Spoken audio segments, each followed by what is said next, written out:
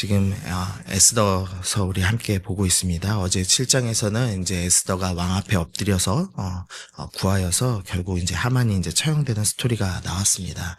근데 이제 이 어제 에스더 모습이 사실은 이제 에스더는 왕후이기 때문에 이제 죽을 염려가 전혀 없는 사람이었습니다.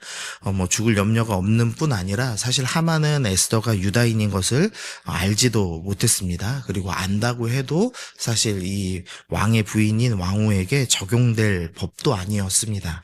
그러니까 사실 에스더는 죽지 않을 신분이었죠. 근데 그럼에도 이제 죽을 유대인들, 이제 자신의 동족과 자기를 동일시하여서 생명을 내걸고 왕 앞에 엎드려서 결국 민족을 구원하는 모습을 보았습니다.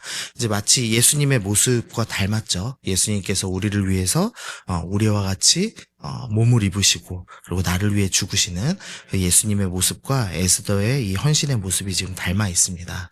예수님을 믿는 사람은 예수님을 반드시 닮습니다. 예수님을 믿는 사람은 예수님을 닮아서 자신을 내어주고 자신이 당한 일이 아니어도 함께 아파하고 그들을 위해서 기도하고 또 실제적으로 헌신하고 희생하는 일을 하는 사람들, 그 사람들이 예수님을 믿는 사람들, 예수님을 닮은 사람들이라는 것을 우리가 어제 본문을 통해서 보았습니다. 이제 그리고 나서 오늘 1절 본문에 보면 그날 아하수에로 왕이 유다인의 대적 하만의 집을 왕후 에스더에게 주니라라고 되어 있습니다. 이 하만이 유대인을 죽이는데 은 1만 달란트를 이제 냈습니다. 그게 이제 우리나라로 따지면은 우리나라가 1년에 한 500조 정도 이제 세금을 걷습니다. 그래서 이 은 1만 달란트가 이 당시 그 페르시아의 세금의 한 3분의 2 정도 해당됩니다. 그래서 이 하만이 낸 돈을 뭐 지금으로 굳이 따진다 그러면 한 333조 정도 되는, 뭐 생각할 수도 없을 만큼 어마어마한 돈입니다. 근데 이제 사실 페르시아는 당시의 최강대국이기 때문에 뭐 이거보다 당시 값어치는 훨씬 큰 돈을 냈을 겁니다. 그러니까 330조를 헌금으로 낼 수 있을 정도니 이 사람이 가진, 이 하만이 가진 재산은 어마어마했을 겁니다. 그런데 그 모든 재산이 지금 에스더에게 이제 다 돌려지는 모습을 볼 수 있습니다.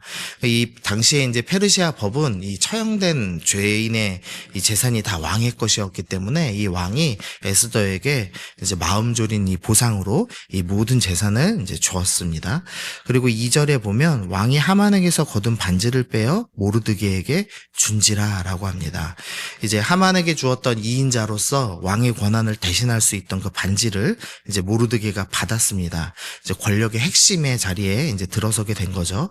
이제 왕의 입장에서는 이제 자신이 이제 암살당할 위협이 있었는데 거기서 건져주고도 어떤 이제 이익도 바라지 않았고, 심지어는 자기 민족과 자기 생명이 걸린 일이 있음에도 이 법령에 따라서 이제 왕에게 보상해달라 막 이렇게 요청한 것이 아니라 법령에 따라서 조용히 기다렸던 이런 모르드게 같은 사람에게 기회를 주는 것이 이제 좋다고 생각한 듯합니다. 그리고 동시에 또 이 하만이라는 악인의 정체를 모르고 하만을 중용해서 썼던 이제 자신의 이 어리석음을 가리기 위해서 이제 모르드게에게 이제 권력을 다 주는 이제 스토리가 이제 1절과 2절에 나옵니다. 이제 보통 이제 세상 동안은 여기서 이제 끝나죠. 이제 많은 재산 받았습니다. 권력을 얻었습니다. 그리고 행복하게 살았습니다로 이제 보통은 끝납니다. 그러나 이제 진정한 행복은, 또 성경이 얘기하는 이제 행복은 개인의 유익에서 그치지 않고 반드시 공동체의 회복과 구원으로 이어집니다. 그게 이제 세상 동화와 이 성경과의 차이겠죠. 그런데 이제 문제는 우리의 신앙이 자꾸 이 세상 동화 수준으로 빠진다는 겁니다. 그러니까 우리의 간증들 보시면 대부분은 예수님 잘 믿었습니다. 그래서 재산이 많아졌습니다. 건강해졌습니다. 권력을 얻었습니다. 큰 직책을 얻었습니다. 그리고 행복하게 살았습니다라고 이제 끝나는 간증들을 참 많이 봅니다. 제가 이제 며칠 전에 한 집사님 이제 전화를 받았는데요. 전에 교회에 계시던 분이, 근데 그분이 이제 마음이 너무 아프다고 이제 전화를 한번 하셨어요. 내용이 뭐냐면 그분 언니가 의사세요. 의사시면서 이제 교수신데 그 전공을 사직하고 뭐 난리가 나지 않았습니까, 나라에. 그때 이제 당직 설 사람이 없고, 근데 이제 환자들은 너무 많고 그러니까 이 언니인 교수님이 당직 근무를 너무 무리하게 쓴 겁니다. 이제 그러다가 돌아가셨어요. 그래서 그 의사로서 두 번째 이제 돌아가신 교수님이시거든요. 그러니까 이제 뭐 집안이 이제 완전히 망가졌죠. 이 젊고 뭐 유망한 교수님이 이제 갑자기 사망을 했으니까요. 근데 이제 사실은 의로운 일 위해서 희생한 것 아닙니까? 그러니까 얼마나 안타까운 죽음입니까? 근데 그래서 이제 그 집사님이 좀 마음이 상했습니다. 하나님께. 그래갖고 이제 우울증도 있고 어려움도 많이 겪고 계시는 중에 신앙을 좀 회복하고 싶어서 이제 자기 교회에서 이제 부흥회 하는 걸 이제 설교를 이제 들은 겁니다. 미국에서 한 목사님이 오셨는데 그 목사님이 어떤 간증을 했냐면 이제 자기 부인이 암 수술을 이제 하게 됐답니다. 근데 이제 수술대에서 죽을까봐 겁이 났대요. 그래서 어떻게 해야 되냐? 그래서 자기 인맥들한테 기도 요청을 했답니다. 그래갖고 한 10,000명이 되시는 분들이 동시에 기도했다네요.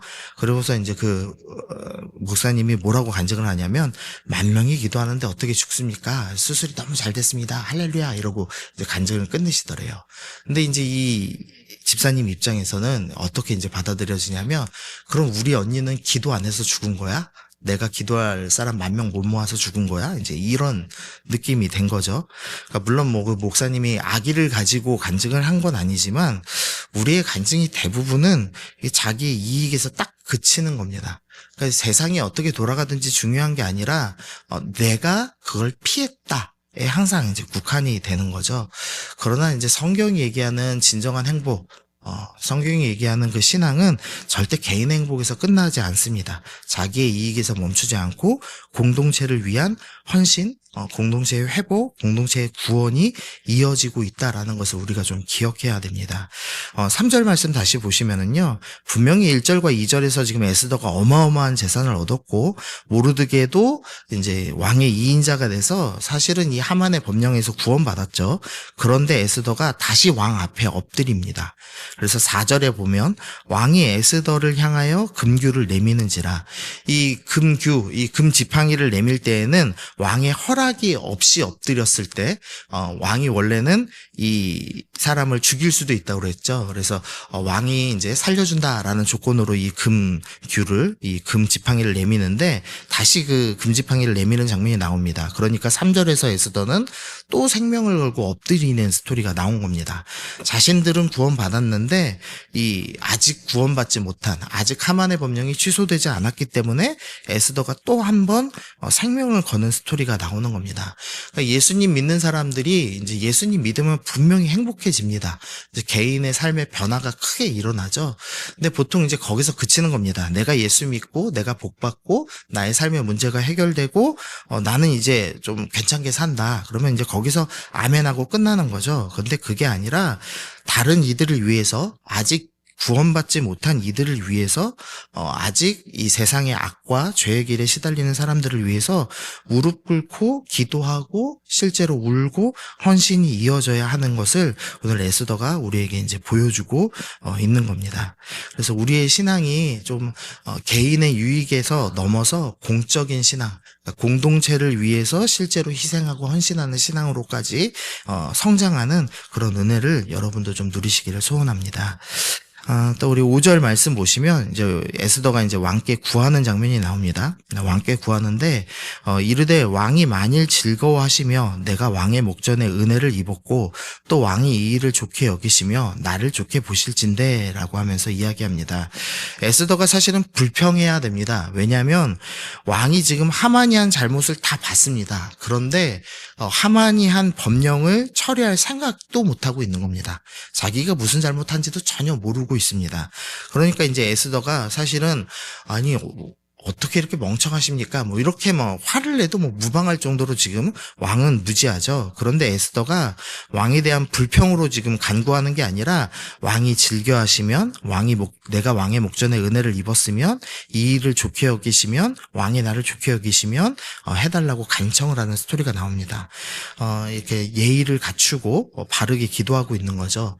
자꾸 우리의 기도가 간혹 보면은 자꾸 이 삐지는 기도를 합니다. 저는 이제 그 협박범들이라고 부르는데요. 하나님 이거 안 해주시면 저 교회 안 나옵니다.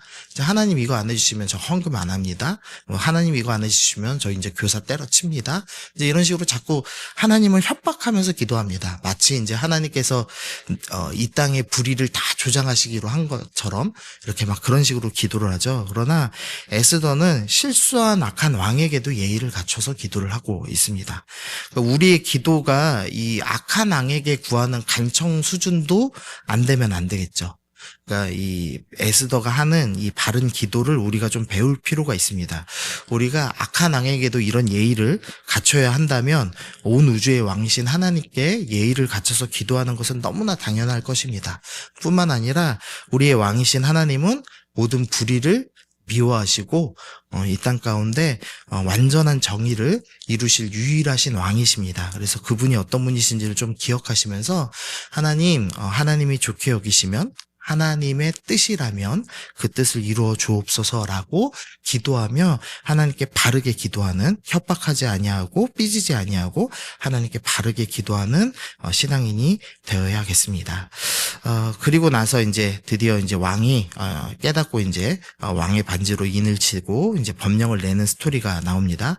그래서 11절 보시면 조서에는 왕이 여러 고을에 있는 유다인에게 허락하여 그들이 함께 모여 스스로 생명을 보호하여 각 지방의 백성 중 세력을 가지고 그들을 치려하는 자들과 그들의 처자를 죽이고 도륙하고 진멸하고 그 재산을 탈취하게 하되라고 하면서 유다인들을 죽여도 좋다, 유다인들의 재산을 뺏어도 좋다라는 법에 이제 반대돼서 유다인들은 스스로 생명을 보호해도 좋다. 그리고 유다인을 대적하려는 자들을 오히려 죽이고 그들의 재산을 탈취해도 좋다라는 이제 새로운 법령이 이제 들어섰습니다. 그냥 이 법령 내용만 보면은 좀 이제 너무 가혹하지 않은가라는 좀 생각이 듭니다. 그런데 이 법령이 반포된 게 9절에서 보시면은 그때 시한을 곧 3월 23일입니다. 3월 23일에 지금 유다인의 대적자는 죽이고 재산을 뺏어도 좋다라는 법령이 이제 제정되고요. 그다음에 실제 처형일은 12절 보시면 아하수에로 왕의 각 지방에서 아달월 곧 12월 13일, 그러니까 3월 23일에 이 법이 이제 반포되고 12월 13일에 실제로 시행됩니다. 그러니까 약 이제 8개월 이상의 기간이 주어진 거죠. 그러니까 혹시나 유대인들의 대적자로 살았더라도 8개월간에 충분히 이제 회개할 기회가 주어진 겁니다. 그래서 이제 그 15절 끝부분 보시면은 17절입니다. 17절 맨 끝쪽 보시면 본토 백성이 유다인을 두려워하여 유다인 되는 자가 많더라 라고 돼 있죠. 그러니까 대적자들이 이 8개월의 기간을 충분히 활용하면 회개하고 오히려 하나님을 알아가서 유대인이 될 수 있는 기회가 이제 주어지게 된 겁니다. 그래서 이게 이제 마지막 이제 심판이 다가오기 전에 회개할 수 있는 기회가 주어진 거기 때문에 절대 이제 가혹한 법은 아닌 것으로 우리가 볼 수 있습니다. 15절 말씀 보시면 모르드게가 푸르고 흰 조복을 입고 큰 금관을 쓰고 자색 가는 백옷옷을 입고 왕 앞에 나오니 수산성이 즐거이 부르며 기뻐하고 라고 되어 있습니다. 모르드게가 드디어 이제 입어야 할 옷을 입었습니다. 그러니까 모르드게가 이 왕의 암살 음모를 밝힌 지 이제 5년째 되는 해에 드디어 이제 당연히 입어야 될 옷을 입은 겁니다. 그 기간 안에 원수의 박해가 있었지만 모르드게가 끝까지 신앙을 지켰고 또 이 페르시아의 법령을 잘 준수하면서 모든 일을 행하였고 드디어 이제 정당한 보상을 받는 이제 모습을 보게 됩니다. 우리가 이 땅에 살면서 이제 의로운 일 하고도 또 신실하게 믿음 생활하고 또 공동체를 위해서 희생하고 하였음에도 불구하고 때로는 이렇게 정당한 보상을 받지 못하는 경우가 분명히 있죠. 그러나 하나님께서 더디더라도 반드시 갚으신다는 것을 기억해야 됩니다. 이제 모르드게는 그냥 이 영광을 받은 것이 아니라 원수가 사라진 상태에서 이제 그리고 자신의 모든 민족들이 자기 방어를 할 수 있도록 보호하면서 이 은혜를 받았습니다. 그래서 하나님께서 더디 주실 때는 반드시 이유가 있고 그리고 하나님께서 반드시 갚으신다는 것을 우리가 기억해야 되겠습니다. 제가 마지막 말씀 하나만 읽어드리겠습니다. 갈라디아서 6장 9절인데요. 우리가 선을 행하되 낙심하지 말지니 포기하지 아니하면 때가 이름에 거두리라. 우리가 낙심하지 말아야 됩니다. 하나님은 반드시 갚으시는 분이십니다. 그러므로 우리가 오늘 말씀 기억하시면서 하나님 내가 이 에스더가 왕 앞에 간구하는 그 태도를 기억하며 나도 삐지거나 하나님께 협박하는 게 아니라 하나님께 바르게 간구하며 하나님 뜻 이루어지기를 기도하겠습니다. 내가 기도할 때 나의 이익에서 그치는 것이 아니라 우리 공동체를 위하여서 내가 기도하며 나아가겠습니다. 그리고 주님 더디더라도 반드시 갚으시는 주님, 우리 공동체의 공의가 하수같이 이루어지는 것을 보게 하시고 우리 가운데 하나님의 그 은혜의 날 내가 입게 하여 주옵소서. 우리 그렇게 오늘도 기도하시면서 우리 나아가시는 우리 미랄의 성도들 되시기를 소원합니다. 함께 기도하시겠습니다.